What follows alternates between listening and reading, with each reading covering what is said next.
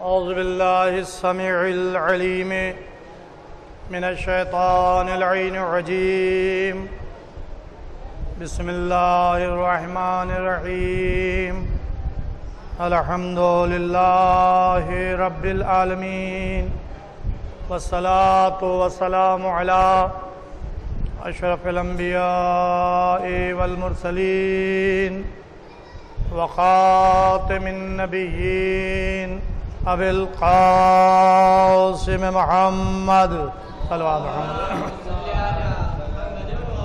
وعلى أهل بيته الطيبين الطاهرين المعصومين ولعنة الله على أعدائهم أجمعين أما بعد فقد قال سبحانه تبارك وتعالى في قرآن مجيد والفرقان الحميد وهو أصدق الصادقين وقوله الحق بسم الله الرحمن الرحيم إنا نحن نزلنا الذكر وإنا له لحافظون صلوات محمد وآل محمد. عزاداران امام مظلوم کربلا، آج یکم محرم الحرام 1443 کا آغاز ہو چکا ہے. یہ ماہ محرم، سال کا آغاز ماہ محرم سے ہوتا ہے اور ذی الحجہ پہ تمام ہوتا ہے، لہذا یہ پہلا مہینہ عربی مہینوں کے لحاظ سے ہے. لیکن جب محرم کا آغاز ہوتا ہے تو ہمارے گھروں میں صف ماتم بچ جاتی ہے. امام مظلوم کربلا سید الشہداء کی یاد میں عزاداری امام حسین علیہ السلام کا انعقاد کیا جاتا ہے، اور تمام محبان امام حسین چاہے وہ کسی بھی مذہب و ملت سے تعلق رکھتے ہوں، ان مجالس میں شرکت کرتے ہیں اور رسول کے نواسے کا پرسہ، رسول خدا کی خدمت میں، مولائے کائنات کی خدمت میں، ان کی مادر گرامی حضرت فاطمہ زہرا صلوات اللہ کی خدمت میں پیش کرتے ہیں. اور خصوصاً جو ہمارے زمانے کا امام ہے، جو وارث ہے، اسلام کا وارث، قرآن کا وارث، اور حسین علیہ السلام کا وارث، جو زندہ ہے، ہماری نظروں سے پوشیدہ ہے، ہم یہ ان کے جد کا پرسہ ان کی بارگاہ میں پیش کرتے ہیں اور مختلف انداز سے عزاداری کا انعقاد کیا جاتا ہے، جس میں بہترین طریقہ مجلس سید الشہداء ہے، نوحہ خوانی ہے، ماتم، سلام، سوز، مرثیہ، یہ اپنی اپنی صنف میں بارگاہ امامت میں نذران عقیدت پیش کیا جاتا ہے. شورا کرام شان سید الشہداء میں کلام کہتے ہیں، جو کبھی مرثیے کی صورت میں، کبھی سوز کی صورت میں، کبھی سلام کی صورت میں اور کبھی نوحوں کی صورت میں پڑھا جاتا ہے. نثر میں یہ مجلس، یہ ذکر، یہ خطابت خطیب منبر پہ آ کے فضائل و مصائب بیان کرتا ہے. یہ ایک سلسلہ ایک قدیمی زمانے سے رائج ہے، یہ آج کی ایجاد نہیں ہے، بلکہ یوں کہا جائے کہ اس کا آغاز واقعہ کربلا کے بعد سے ہو گیا. بلکہ اگر اور ماضی میں جایا جائے تو حیات پیغمبر سے ذکر سید الشہداء ہو رہا ہے. ذکر کرنے والا کون؟ اس ذکر کو سننے والا کون؟ ام سلمہ سے روایت ہے، اور تمام اہل سنت اور شیعوں کی کتابوں میں یہ حدیث، یہ روایت درج ہے۔ امام حسین علیہ السلام کی کمسنی تھی، اور جناب ام سلمہ کہتی ہیں کہ پیغمبر اسلام میرے گھر میں تشریف لائے، اور آنے کے بعد مجھ سے کہا کہ میں حجرے میں جا رہا ہوں، کمرے میں جا رہا ہوں آرام کرنے کے لیے، کسی کو اندر داخل نہ ہونے دینا۔ داخل ہو گئے، آرام کرنے لگے۔ تو جناب ام سلمہ کہتی ہیں کچھ دیر کے بعد چھوٹے شہزادے حضرت امام حسین علیہ السلام گھر میں تشریف لائے، حجرے کی طرف بڑھے، ام سلمہ نے روکا، بیٹا حجرے میں نہ جائیں، آپ کے نانا آرام کر رہے ہیں۔ کہا کہ کیوں؟ کہا کہ آپ کے نانا نے منع کیا تھا کہ کسی کو حجرے میں نہ آنے دینا۔ تو ایک دفعہ امام حسین علیہ السلام نے اپنے نانی کے چہرے کو دیکھا اور کہا کہ نانی جان، یا نانا نے مجھے بھی آنے سے منع کیا تھا؟ یہ آواز حجرے کے اندر پیغمبر کے کانوں سے ٹکرائی۔ حجرے سے پیغمبر نے آواز دی کہ حسین کو آنے دو۔ اب آپ دیکھیں کہ یہ مجلس کا آغاز کہاں سے ہو رہا ہے، ذاکر کون ہے اور سامع کون ہے۔ امام حسین علیہ السلام حجرے میں داخل ہو گئے، پیغمبر اسلام نے اپنے نواسے کو اپنے سینے سے لگا لیا، جو کبھی دوش پر سوار کرتے تھے، جو کبھی رسول اپنے پشت پر سوار کرتے تھے، لیکن آج حجرے میں پیغمبر کے سینے پر حسین ہے، اور نانا نواسے سے مہر محبت ہے۔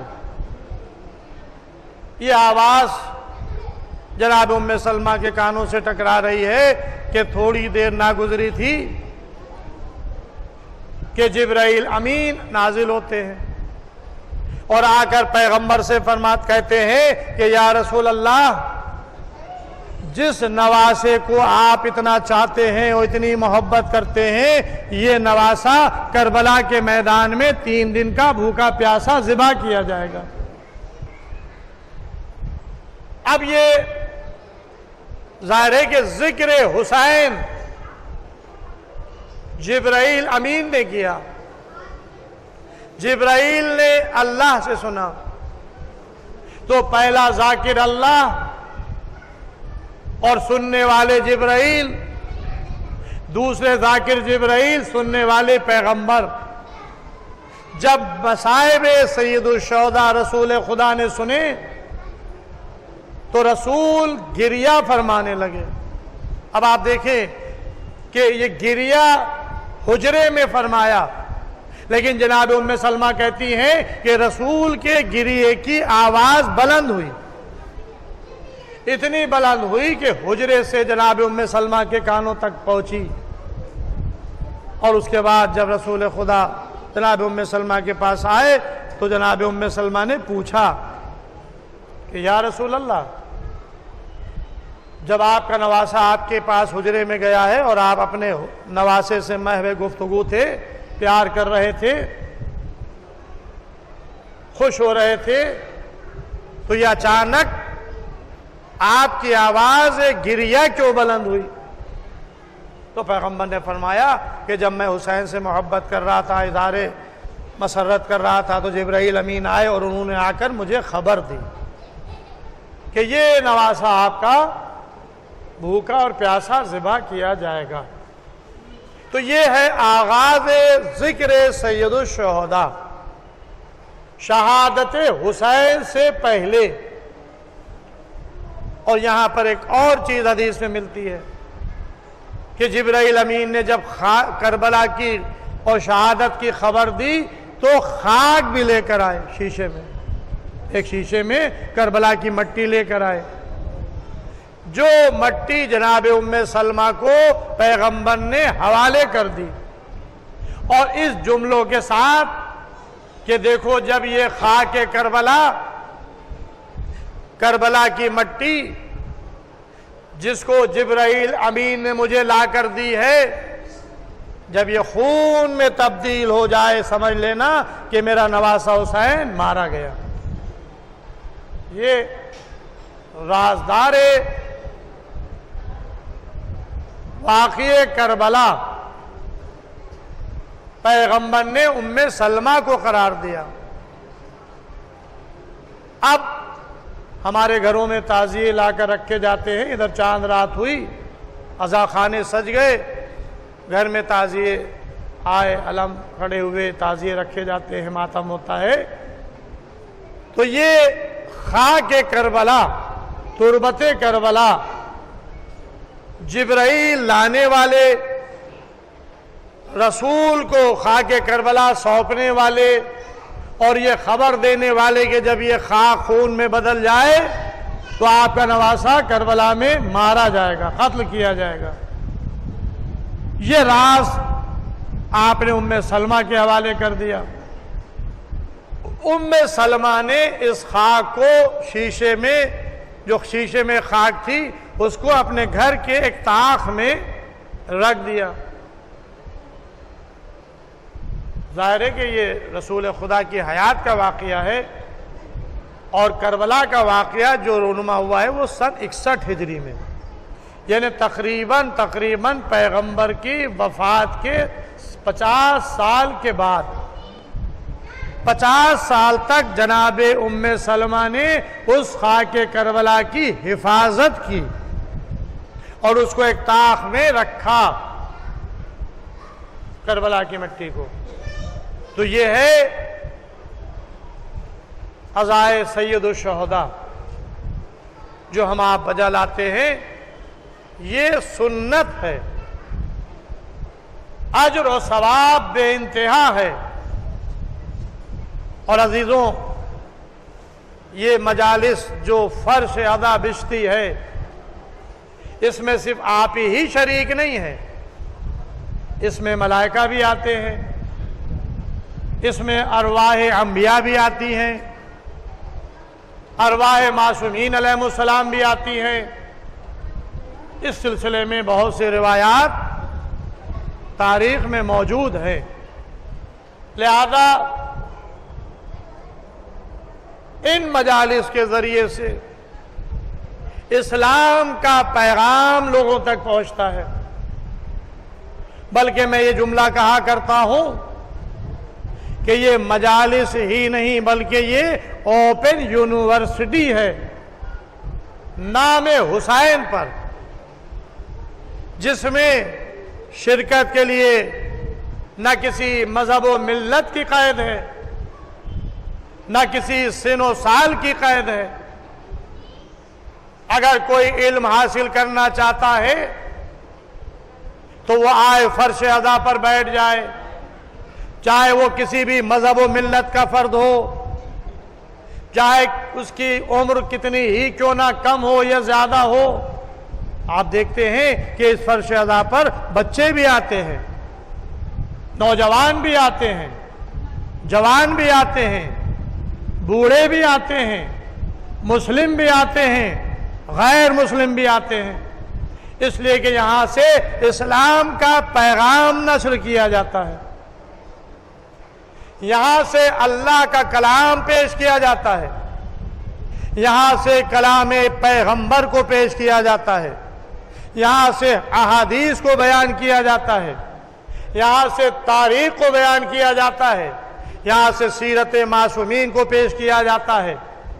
اس لیے کہ جب قرآن کا ذکر ہوگا تو ہمیں علم قرآن ہوگا، جب تفسیر کا بیان ہوگا تو ہمیں علم تفسیر حاصل ہوگا، جب احادیث کا بیان ہوگا تو ہمیں اس مجلسوں کے ذریعے سے احادیث کا علم ہوگا، جب ان مجالس سے تاریخ کا بیان ہوگا تو ہمیں تاریخ کا علم ہوگا، جب ان مجالس کے ذریعے سے سیرت معصومین کو بیان کیا جائے گا تو ہمارے سامنے سیرت معصومین علیہ السلام آئے گی۔ آپ کی عمر ہو گئی، اب آپ چاہتے ہیں کہ علم حاصل کریں، اسکول جائیں، تو آپ کا داخلہ نہیں ہوگا، اس لیے کہ اسکولوں میں عمر کی قید ہے۔ اوور ایج ہونے کے بعد داخلے نہیں ہوا کرتے۔ علم حاصل کرنے کے لیے سن و سال کی قید، اور جب علم کی منزلیں آگے بڑھتی ہیں تو سبجیکٹس محدود ہو جایا کرتے ہیں۔ آپ سلیکٹ کریں ایک سبجیکٹ کو، بس وہی پڑھ سکتے ہیں۔ آپ نے جو ہائی اسکول میں سبجیکٹ لیے، انٹر میں آتے آتے کم ہو جائیں گے۔ جو انٹر میں سبجیکٹس تھے، جب آپ بی اے میں جائیں گے یا آگے کے کلاسوں میں جائیں گے تو وہاں پر اور محدود ہو جائیں گے۔ جب آپ ایم اے کریں گے، ایم ایس سی کریں گے تو اور محدود سبجیکٹ ہو جائے گا۔ جب آپ پی ایچ ڈی کریں گے تو ایک ٹاپک ہو جائے گا۔ یعنی گویا علم کو سمیٹا جاتا ہے، لیکن یہ فرش اعضا ہے جہاں پر علم کو پھیلایا جاتا ہے۔ جو علم لینا ہو آؤ۔ خطیب اور ذاکر اپنی علمی صلاحیت کے اعتبار سے ان مجالس میں تمہارے سامنے بیان کرے گا، ذکر کرے گا، چاہے وہ حدیث ہو، چاہے وہ قرآن ہو، چاہے وہ تاریخ ہو، چاہے وہ فقہ ہو۔ یہ مختلف علوم ہیں، اور ظاہر ہے کہ قرآن یہ سب سے عظیم علم ہے، علم قرآن، اس لیے کہ قرآن مجید وہ ہے کہ جو کسی انسان کا کلام نہیں ہے، بلکہ کلام مجید، قرآن مجید کلام الہی ہے، اللہ کا کلام ہے۔ ذالک الکتاب لا ریب فیہ، سورہ البقرہ کی ابتدائی آیتوں میں قرآن مجید کی عظمت کو بیان کیا جا رہا ہے کہ ذالک الکتاب لا ریب فیہ، یہ وہ کتاب ہے کہ جس میں ذرہ برابر بھی کوئی شک و شبہ نہیں ہے۔ قرآن سب سے عظیم کتاب، قرآن کسی انسان کا لکھا ہوا کلام نہیں ہے، قرآن اللہ کا کلام ہے جو وحی کے ذریعے سے نازل ہوا، جو خاتم الانبیاء پر اترا۔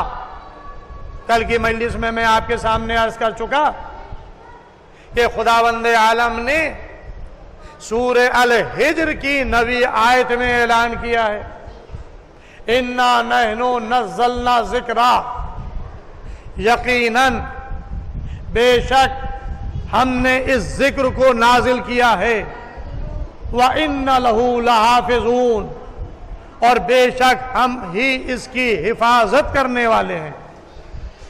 نازل کرنے والا بھی اللہ، اس کی حفاظت کا اعلان بھی اللہ کر رہا ہے۔ اللہ کا کلام، اور اللہ اپنے کلام کی حفاظت کا اعلان اس آیہ کریمہ کے ذریعے سے کر رہا ہے۔ یہ حفاظت قیامت تک ہوتی رہے گی، کسی کی مجال نہیں ہے جو قرآن میں تبدیلی کر دے، قرآن کو بدل دے۔ جو قرآن قلب پیغمبر پر نازل ہوا تھا، آج وہ قرآن ہمارے ہاتھوں میں ہے۔ ظاہر ہے کہ موضوع بڑا وسیع ہے، آپ کے سامنے تھوڑا تھوڑا ذکر انشاءاللہ ہوتا رہے گا، اس کے دلائل پیش کیے جائیں گے، قرآن کی آیتوں کے ذریعے سے بھی، احادیث کے ذریعے سے بھی، تاریخ کے ذریعے سے بھی۔ تو قرآن کلام الہی، سب سے عظیم ترین کتاب قرآن ہے۔ بس آج مجھے زیادہ اس موضوع پر عرض نہیں کرنا ہے۔ اب آپ دیکھیں، قرآن سے پہلے جو آسمانی کتابیں نازل ہوئیں، چاہے وہ صحیفے ہوں، چاہے وہ توریت ہو، چاہے وہ زبور ہو، چاہے وہ انجیل ہو، کتابوں کے نازل ہونے کے بعد، ان نبیوں کے جانے کے بعد کتابوں میں تحریف کر دی گئی، کتابوں کو بدل دیا گیا۔ آج ہمارے سامنے وہ کتابیں نہیں ہیں۔ اگر ہم چاہیں کہ اس توریت کو پڑھیں جو جناب موسیٰ پر نازل ہوئی تھی، اس زبور کا مطالعہ کریں جو جناب داؤد لے کر آئے تھے، اس انجیل کو پڑھیں جو جناب عیسیٰ کو اللہ نے دی تھی، تو میں یہ چیلنج کر رہا ہوں پوری دنیا کے لیے، نہ ہمیں وہ توریت ملے گی جو جناب موسیٰ کو ملی تھی، نہ ہمارے سامنے وہ انجیل ہے جو جناب عیسیٰ کو ملی تھی، نہ وہ زبور ہے جو جناب داؤد لے کر آئے تھے۔ اس لیے کہ آج اوریجنل کتابیں مفقود ہیں، غائب ہیں، ان کے ماننے والوں نے اس کو مٹا دیا، اس کی حفاظت نہیں کی، اس کو بدل دیا۔ اب جو اتحاد ہوا ہے وہ بائبل، جسے آپ اولڈ ٹیسٹامنٹ اور نیو ٹیسٹامنٹ کے نام سے یاد کرتے ہیں، جس میں یہودیوں نے اور عیسائیوں نے اتحاد کر لیا۔ کل تک یہودی الگ تھے، عیسائی الگ تھے، عیسائی عیسیٰ کو مانتے تھے، یہودی موسیٰ کو مانتے تھے، نہ یہودی عیسیٰ کو مان رہے تھے، الگ الگ فرقے تھے، عیسائی الگ، یہودی الگ۔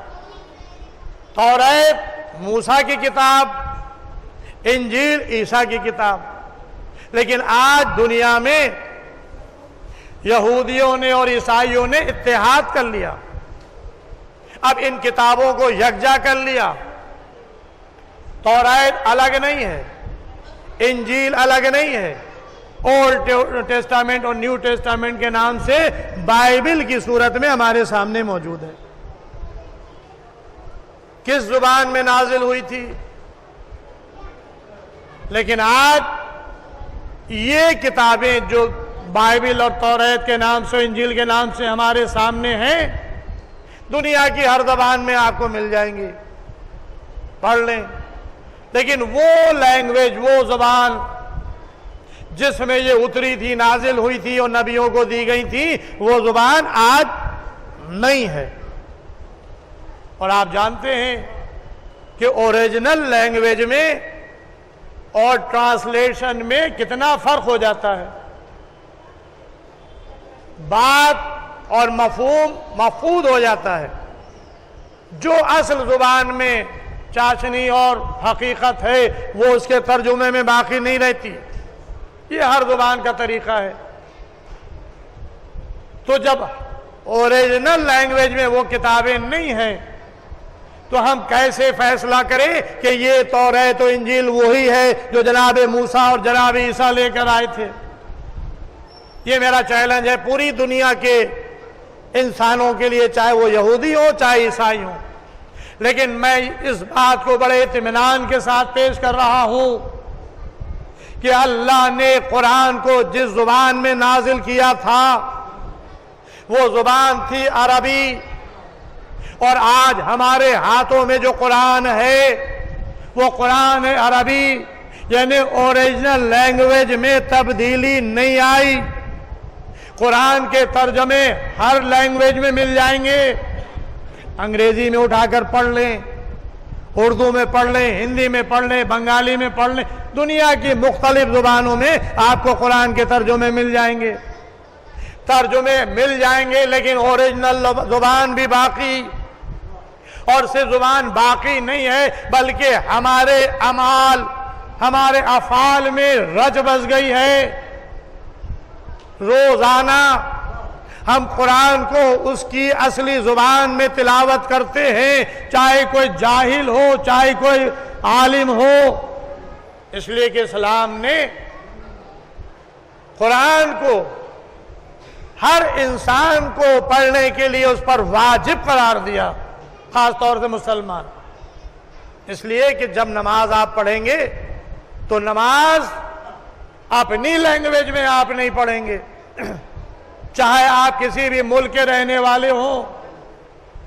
ایرانیوں کی زبان فارسی، عرب کی زبان عربی، عراق کی زبان عربی، ہندوستان کی زبان اردو ہندی، انگلستان کی زبان انگریزی، لیکن مسلمان چاہے جس ملک میں بھی رہتا ہو، چاہے اس کی مادری زبان کسی بھی زبان میں ہو، لیکن جب وہ نماز کے لیے مصلی پر آئے گا تو کہے گا اللہ اکبر، کہے گا اشہد ان لا الہ الا اللہ، یعنی اس کی زبان عربی ہو جائے گی۔ جب وہ نیت کرنے کے بعد نماز شروع کرے گا تو کہے گا بسم اللہ الرحمن الرحیم، سورہ الحمد کی تلاوت کرے گا، یعنی گویا اللہ نے بتا دیا تمہاری چاہے کوئی سی زبان ہو، لیکن جب میری بارگاہ میں آؤ گے تو میری زبان بولو گے، میرے کلام کو اپنی زبان پر جاری کرو گے۔ تو عزیزو، کس کی ہمت ہے جو اللہ کے کلام کو بدل دے؟ کس کی ہمت ہے جو عربی کو بدل دے، قرآن میں تحریف کر دے؟ جو قرآن کل تھا وہی قرآن آج ہے، وہی قرآن قیامت تک باقی رہے گا۔ صلوات محمد وعلیہ۔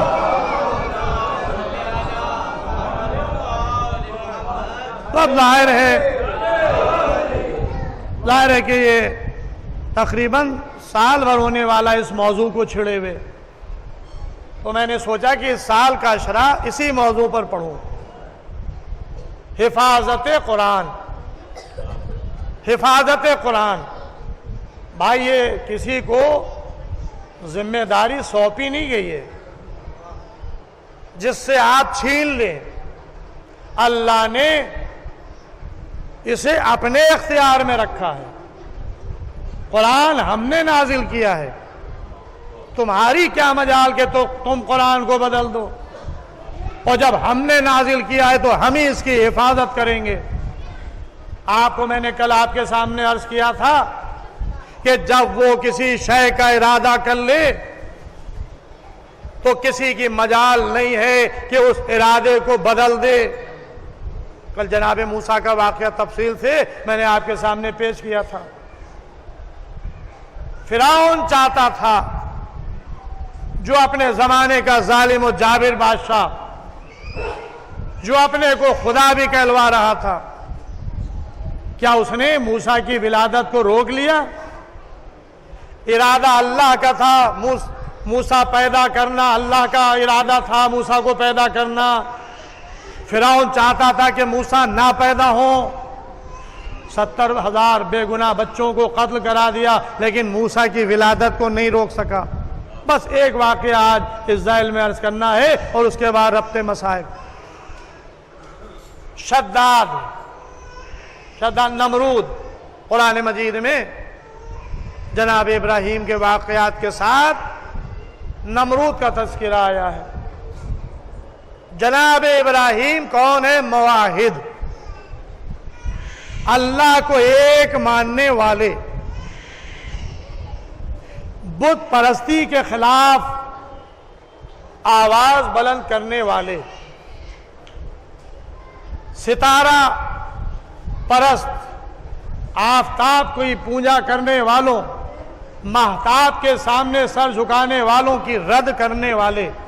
قرآن میں واقعات موجود ہیں کہ جناب ابراہیم علیہ السلام نے ان لوگوں کے بھی نظریے کو باطل کیا جو چاند کے سامنے سجدہ کر رہے تھے، جو سورج کے سامنے سر جھکا رہے تھے، جو ستارے کی پوجا کر رہے تھے، اور کہا کہ یہ سب تو غروب ہو جاتا ہے، ہمارا اللہ وہ ہے جو قائم ہے، ہمارا خدا وہ ہے جو قائم ہے۔ اور جب بت خانے پہنچے تو سارے بتوں کو توڑ دیا، ایک بڑا بت چھوڑ دیا۔ اور جب لوگوں نے ابراہیم سے پوچھا کہ بھائی ان بتوں کو کس نے توڑا، تو ابراہیم نے ایک جملہ کہا کہ جو ان کا بڑا ہے اس سے پوچھ لو۔ اب ظاہر ہے کہ وہ یہ سمجھ رہے تھے کہ ان کا بڑا وہ ہے جس کو جو نہیں ٹوٹا ہے بڑا بت، تو فوراً کہا کہ بھائی یہ بول نہیں سکتا ہے۔ تو فوراً ابراہیم کہتے ہیں کہ تو پھر کیوں ایسے کے سامنے سر جھکاتے ہو جو نہ بول سکتا ہے نہ سن سکتا ہے؟ یعنی تم بتوں کے سامنے سر جھکا رہے ہو، یہ نہ تمہاری سنتے ہیں اور نہ تم کو جواب دیتے ہیں۔ اس اللہ کی پرستش کرو جو سننے والا بھی ہے اور بولنے والا بھی ہے۔ صلو علی محمد وعلی۔ نمرود اپنے کو خدا کہلوا رہا تھا، اور جب اس کے سامنے جناب ابراہیم کو پیش کیا گیا، دلائل مانگے گئے، تو جناب ابراہیم نے کہا کہ میرا خدا وہ ہے کہ جو موت اور حیات پر قادر ہے، وہی زندگی عطا کرتا ہے، وہی موت عطا کرتا ہے۔ تو نمرود نے ایک قیدی کو بلایا جس کو سزائے موت ہو چکی تھی، اسے بلا کر آزاد کر دیا، کہا کہ دیکھو ہم بھی حیات پر اقتدار قادر ہیں۔ ایک بے گناہ کو بلایا، اسے قتل کر دیا، کہا کہ دیکھو ہم بھی موت پر قدرت رکھتے ہیں۔ ابراہیم نے کوئی جواب نہیں دیا، اور اس کے بعد کہا کہ میرا خدا وہ ہے جو آفتاب کو مشرق سے نکالتا ہے اور مغرب میں غروب کرتا ہے۔ اگر تو بھی خدا ہے تو آفتاب کو مغرب سے نکال دے۔ قرآن کہتا ہے جیسے ہی ابراہیم نے جملے کہے تو یہ مبہوت ہو گیا، کوئی جواب نہیں بن پڑا۔ اب جب جواب نہیں بن پڑا تو اب اس نے کہا کہ ابراہیم کو جلا دیا جائے، ابراہیم کو جلا دیا جائے۔ آرڈر ہو گیا، ابراہیم کو نظر آتش کرنے کا نمرود نے آرڈر کر دیا۔ بھئی جلانا تھا تو جلا دیتے۔ آگ سلگائی گئی، منو ٹنو لکڑیاں روشن ہیں، شعلے بلند ہو رہے ہیں۔ یہ کیا تھا؟ یہ خوف اور ہراس ابراہیم کے دل میں پیدا کرنا تھا، تاکہ خوف و ہراس پیدا ہو جائے اور اپنے کو یہ جلنے سے بچانے کے لیے ہمارے بات کو تسلیم کر لیں، ہمارے سامنے یہ سلنڈر ہو جائے۔ تو جناب ابراہیم کے اوپر کوئی فرق نہیں پڑا، تم آگ روشن کرتے رہو، ہم جلنے کے لیے تیار ہیں اللہ کی راہ میں۔ اگر وہ چاہتا ہے کہ ہم جل جائیں تو ہم جل جائیں گے، اگر وہ چاہتا ہے کہ ہم بچ جائیں تو وہ بچانے والا ہے۔ بس عزیزوں، یہ قرآن کا واقعہ ہے۔ اب ابراہیم کو آگ میں پھینکنے کا وقت آ گیا۔ کیسے پھینکا جائے؟ آگ کے شعلے بلند ہیں، قریب نہیں جا سکتے۔ روایات بتاتی ہے کہ ابلیس ایک انسانی صورت میں ظاہر ہوا، اس نے ایک گوفن یعنی منجیق بنائی، کہا کہ اس منجیق کے اندر ان کو بیٹھا لو اور دور سے چکر دے کر ان کو پھینک دو۔ بس عزیزوں، تاریخ بتاتی ہے کہ جس وقت جناب ابراہیم کو منجیق میں بیٹھالا گیا اور چکر دیے گئے، اس وقت ملائکہ میں ایک تلاطم تھا۔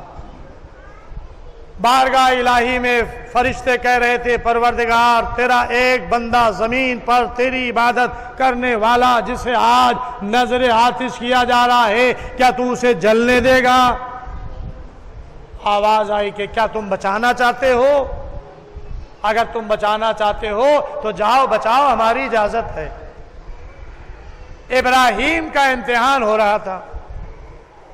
ایک مرتبہ ہوا کا فرشتہ آگے بڑھا، اے نبی خدا اگر آپ مجھے اجازت دیں تو ابھی ایک ہوا کا جھونکا چلے گا، یہ ساری آگ قصر نمرود کو جلا کر راکھ کر دے گی۔ کہا کہ نہیں، تمہاری مدد کی ضرورت نہیں ہے۔ ایک اور فرشتہ آگے بڑھا، پانی کا فرشتہ جو پانی پر معین تھا، اے نبی خدا آپ مجھے اجازت دیں کہ ابھی ایک پانی کا چھینٹا پڑے گا، یہ ساری آگ ٹھنڈی ہو جائے گی۔ ابراہیم نے کہا نہیں، ہمیں تمہاری مدد کی ضرورت نہیں ہے۔ اب قرآن یہ کہتا ہے کہ ابراہیم شعلوں کے نزدیک پہنچنے والے تھے، گوفن سے منجیق سے نکل چکے تھے۔ میں یہاں پہ جملہ کہا کرتا ہوں کہ اگر خود نمرود بھی چاہے کہ ابراہیم کو جلنے سے بچا لے تو نہیں بچا سکتا۔ جبرائیل امین قریب آتے ہیں، اے نبی خدا کیا کوئی حاجت ہے؟ کہا کہ حاجت ہے تم سے نہیں ہے، اور جس سے حاجت ہے وہ ہمارے دلوں کے راز سے واقف ہے، اس سے کہنے کی ضرورت نہیں ہے۔ بس عزیزوں، ابراہیم نے نہ ہوا کے فرشتے کی مدد لی، نہ پانی کے فرشتے کی مدد لی، نہ جبرائیل امین کی مدد لی، بس آگ کی طرف بڑھے کہ ایک مرتبہ آواز غیبی آئی، یا نار کونی بردن، اے آگ ٹھنڈی ہو جا۔ ابراہیم کی سلامتی کے ساتھ ابراہیم آگ میں پہنچے، آگ گلزار بنی، ابراہیم اس آگ میں تسبیح الہی کر رہے تھے اور آپ کا جسم تھر تھرا رہا تھا۔ معصوم فرماتے ہیں کہ اگر اللہ نے یہ نہ کہا ہوتا کہ ابراہیم کی سلامتی کے ساتھ ٹھنڈی ہونا، تو آگ اتنی ٹھنڈی ہوتی کہ ٹھنڈک ابراہیم کے لیے نقصان دہ بن جاتی۔ بس عزیزوں، یہ ہے حفاظت ابراہیم۔ کون کر رہا ہے حفاظت؟ اللہ کر رہا ہے۔ آگ کا کام تھا جلا دینا، آگ کو حدت اللہ نے دی ہے۔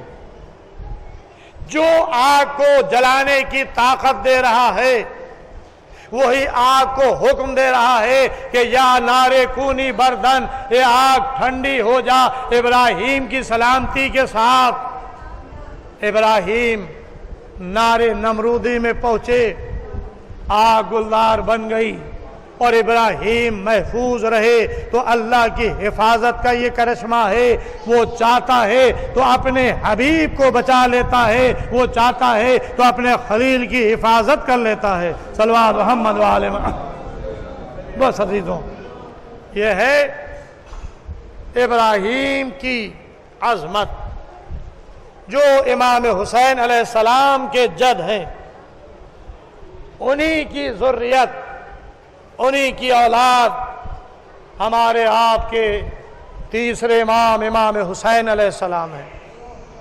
اس لیے کہ رسول خدا اور مولا کائنات یہ ذریت ابراہیم اور اسماعیل میں اللہ نے انہیں قرار دیا۔ ہاں عزیزوں، آج پہلی محرم کا سورج غروب ہو چکا ہے، آپ فرش عزا پر بیٹھے ہوئے ہیں، حسین علیہ السلام کا پرسہ دینے کے لیے آئے ہیں۔ یہ قافلہ حسینی مدینے سے 28 رجب سن 60 ہجری کو نکلا۔ حسین نے عورتوں کا انتخاب کیا، بچوں کا انتخاب کیا، عورتوں کو لیا ساتھ میں، بچوں کو لیا، جوانوں کو لیا، کچھ کو مدینے میں چھوڑا۔ محمد حنفیہ کو اپنا نمائندہ بنا کر مدینے میں چھوڑا، اپنی بیٹی جناب صغرا کو مدینے میں چھوڑا، جناب سکینہ کو ساتھ میں لیا، جناب زینب ام کلثوم اپنے بھائی کے ہمراہ، علی اکبر و قاسم اون و محمد، عباس اور ان کے بھائی حسین کے ساتھ۔ عزیزوں، تفصیلات میں مجھے نہیں جانا ہے، اپنے دور کا یزید حسین سے مطالبہ بیعت کر رہا تھا، حسین نے انکار بیعت کیا، اپنے نانا کے وطن کو سلام کیا، قبر رسول پر حسین آئے، اے نانا آپ کا نواسہ مدینے سے جا رہا ہے، اے نانا یہ مدینہ رہنے کے قابل نہیں رہا۔ تاریخ لکھتی ہے کہ قبر حسین قبر رسول پر اپنے کو گرا دیتے ہیں، اتنا روتے ہیں کہ آپ کو غش آ جاتا ہے، بے ہوش ہو جاتے ہیں۔ غشی کی حالت میں دیکھا کہ پیغمبر اسلام کہہ رہے ہیں کہ بیٹا حسین صبر کرو، اے بیٹا حسین صبر سے کام لو، ابھی تمہیں بڑی منزلوں سے گزرنا ہے۔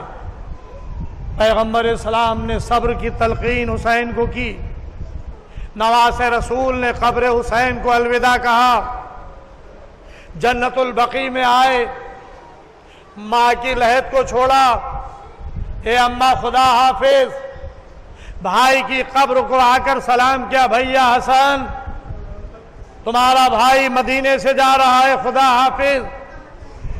ناقے آئے، محملے ناقوں پر محملوں پر پردے آویزہ، بیویاں ناقوں پر سوار ہو رہی ہیں، قافلہ کربلا مدینے سے چلنے والا ہے۔ بس عزیزوں، کئی روایتیں اس وقت مدینے کی رخصتی سے کے وقت کی موجود ہیں، لیکن ساری روایات کو نہیں بیان کیا جا سکتا۔ میں ایک روایت کو بیان کر کے مجلس تمام کر رہا ہوں۔ ابتدائے مجلس میں میں نے ذکر کیا تھا کہ رسول کی ایک زوجہ رازدار کربلا تھی، جبرائیل کی لائی ہوئی خاک کربلا رسول کو ملی۔ رسول نے اس خاک کربلا کو ام سلمہ کو دیا۔ رسول جانتے تھے کہ جب میرا نواسہ حسین مدینہ چھوڑے گا تو یہ میری زوجہ زندہ ہوگی، اسے کربلا کی خاک سپرد کی اور کہا کہ جب یہ خاک خون میں بدل جائے سمجھ لینا میرا نواسہ مارا گیا۔ ضعیف ہو چکی ہیں، کمر جھک چکی ہیں، نواسہ مدینے سے جا رہا ہے، عصا کے سہارے آتی ہیں، اے بیٹا حسین میں نے سنا ہے کہ تم عراق جا رہے ہو۔ کہا کہ ہاں نانی میں عراق کی طرف جا رہا ہوں۔ کہا بیٹا عراق نہ جاؤ۔ کہا کہ کیوں؟ کہا کہ تمہارے نانا کہا کرتے تھے کہ جب حسین عراق جائے گا تو زندہ واپس نہیں آئے گا۔ یہ سننا تھا کہ حسین جواب دیتے نانی مجھے معلوم ہے کہ میرا خون کہاں بہے گا، میں جانتا ہوں کہ میرے ساتھ کون لوگ قتل کیے جائیں گے، مجھے معلوم ہے کہ مجھے کون قتل کرے گا۔ اے نانی کیا آپ اس زمین کو دیکھنا چاہتی ہیں جہاں پر ہمارا خاندان 3 دن کا بھوکا پیاسا مارا جائے گا؟ جناب ام سلمہ کہتی بیٹا تمہارے نانا نے کربلا کی زمین کے بڑے فضائل بیان کیے ہیں، اے بیٹا مجھے زیارت کرا دو۔ ابھی حسین دفن نہیں ہوئے، لیکن عظمت کربلا یہ ہے کہ حسین سے رسول کی زوجہ فرمائش کر رہی ہیں کہ مجھے کربلا کی زیارت کرا دو۔ بس عزیز و امام وقت ایک مرتبہ ہاتھ سے اشارہ کرتے ہیں، ساری زمینیں پست ہو جاتی ہیں، کربلا کی زمین بلند ہوتی ہے، فرماتے نانی یہ کربلا کی زمین، اے نانی یہ فرات کا پانی بہ رہا ہے، لیکن میرا خانوادہ پیاسا بھوکا پیاسا ذبح کیا جائے گا، میرے چھوٹے چھوٹے بچے ہائے پیاس کی آوازیں بلند کریں گے۔ یہ کہنے کے بعد امام نے ایک مقام کو دکھانا شروع کیا، اے بیٹا اے نانی جان یہ وہ جگہ ہے کہ جہاں پر میرا کڑیل جوان علی اکبر سینے پر برچھی کھائے گا، اے نانی یہ وہ مقام ہے جہاں پر قاسم کا لاشا گھوڑوں کی ٹاپوں سے پامال کیا جائے گا، ارے یہ وہ جگہ ہے جہاں پر زینب کے لال اون و محمد مارے جائیں گے، یہ وہ مقام ہے جہاں پر عباس کے بازو قطع ہوں گے، اے نانی یہ وہ زمین ہے جہاں پر میں بھوکا پیاسا ذبح کیا جاؤں گا۔ بس عزیزوں ایک مرتبہ امام نے دست مبارک بڑھایا، بائے جال تھوڑی سی خاک کربلا اٹھائی اور ام سلمہ کو یہ کہہ کر دی اسے بھی ایک شیشے میں رکھ لے، اور جب یہ خاک خون میں بدل جائے سمجھ لیے گا کہ میں مارا گیا، اجرکم اللہ۔ بس عزیزوں تاریخ لکھتی ہے کہ ام سلمہ نے رسول کی خاک کو ایک شیشے میں رکھے ہوئے تھی، حسین کی چلتے وقت جو خاک کربلا حسین نے دی اسے بھی ایک شیشے میں رکھ لیا۔ اب یہ 2 شیشوں میں خاک کربلا، حسین مدینے سے چلے گئے۔ ام سلمہ کا طریقہ یہ کہ روز صبح کی نماز کے بعد طاق کو کھولتی ہیں، خاک کربلا کی زیارت کرتی ہیں، دل مطمئن ہو جاتا ہے کہ ابھی میرا نواسہ زندہ ہے، ابھی میرا نواسہ زندہ ہے۔ دن بڑھتے رہے، راتیں گزرتی رہیں، 6 مہینے گزر گئے، محرم کا چاند فلک پر نمودار ہو گیا، حسین کا قافلہ وارد کربلا ہوا، 7 محرم سے پانی بند ہوا، شب عاشور ایک رات کی مہلت حسین نے لی، صبح عاشور نمودار ہوئی، جناب ام سلمہ نے عاشورہ کے دن خاک کربلا کو دیکھا تو وقت نماز فجر خاک خاک تھی، لیکن عاشورہ کا دن وہ دن تھا کہ جب ام سلمہ کی بے چینی میں اضافہ ہوا، صبح خاک کی زیارت کر چکی ہیں، جب وقت ظہر آیا پھر خاک کربلا کو دیکھا، پھر خاک کربلا کو خاک پایا، دل کو ڈھارس ہوئی کہ ابھی نواسہ زندہ ہے۔ بس عزیزوں ایک مرتبہ ہنگام عصر آ گیا، جناب ام سلمہ پر غنودگی طاری ہوئی، ایک مرتبہ خواب میں دیکھا کہ پیغمبر اسلام تشریف لائے ہیں، سر برہنہ پا برہنہ، ہاتھوں میں 2 شیشے جس سے خون تازہ جوش مار رہا تھا۔ ام سلمہ کہتی ہے اے یا رسول اللہ، ارے کبھی میں نے آپ کو اس شان سے نہیں دیکھا، آخر آج کیا وجہ ہے؟ کہا کہ ام سلمہ تمہیں نہیں معلوم، ارے میں کربلا سے آ رہا ہوں، ایک شیشے میں اصحاب حسین کا خون ہے، دوسرے شیشے میں حسین کا خون ہے، ارے میرا لال حسین کربلا کے میدان میں مارا گیا۔ بس عزیزوں ام سلمہ کی آنکھ کھلی، فوراً آئیں اور آ کر طاق کو دیکھا۔ اب جو طاق میں رکھے ہوئے 2 شیشوں پر نظر پڑی تو کیا دیکھا کہ خون تازہ جوش مار رہا تھا۔ ام سلمہ نے واہ حسینہ کا نعرہ بلند کیا، غش کھا کر زمین پر گر پڑی۔ اجرکم اللہ پر 2 جملے خاک کربلا پر گر، جناب ام سلمہ غش کھا کر زمین پر گر پڑی۔ تاریخ لکھتی ہے چند لمحات کے بعد ام سلمہ خواب سے بیدار ہوئی، ہوش آیا، عصا کے سہارے سے چلی، صغرا کے گھر میں آئیں، دیکھیں بیٹی کیا کر رہی ہے۔ اب صغرا کو دیکھا تو صحن خانہ میں کھڑی ہوئی ہیں، سر کے بال کھولے ہوئے ہیں، ہاتھوں کو دعا کے لیے اٹھائے ہوئے ہیں، کہہ رہی ہیں اے پروردگار، ارے میرا بابا سفر پہ گیا ہے، اسے زندہ و سلامت پلٹا لا۔ ابھی صغرا یہ دعا کر رہی تھی کہ ایک ساتھ طائر سفید آتا ہے جس کے پروں پر خون بھرا ہوا تھا، آنے والے طائر نے آواز دی اے صغرا کس کا انتظار کر رہی ہو؟ اے صغرا تم یتیم ہو گئی، تمہارا بابا مارا گیا، الا قتل الحسین بکربلا والا جبع الحسین بکربلا، انا للہ وانا الیہ راجعون، رضا بقضائہ وتسلیما لامرہ۔ پروردگار عالم تجھے واسطہ محمد والے محمد علیہ السلام اس مختصر سی عبادت کو قبول فرما، اور اس پر جہاں جہاں بھی شیعان حیدر کرار ماتمدار مظلوم کربلا ہے ان کی جان مال عزت آبرو ناموس کی حفاظت فرما، جو لوگ بیمار ہیں ان کو شفاء کامل عطا فرما، جو لوگ قرضدار ہیں ان کو بار قرض عطا فرما، جو لوگ بے روزگار ہیں ان کو روزگار عطا فرما، جو لوگ کاروبار کر رہے ہیں ان کو کاروبار میں برکت عطا فرما، جو مومنین قید میں ان کو رہائی ہو، مقامات مقدسہ کی حفاظت فرما، زمانے کے امام کے ظہور میں تعجیل فرما، ہم لوگ کا شمار امام کے ناصر مددگاروں میں فرما۔ ماتم حسین یا حسین یا حسین یا حسین۔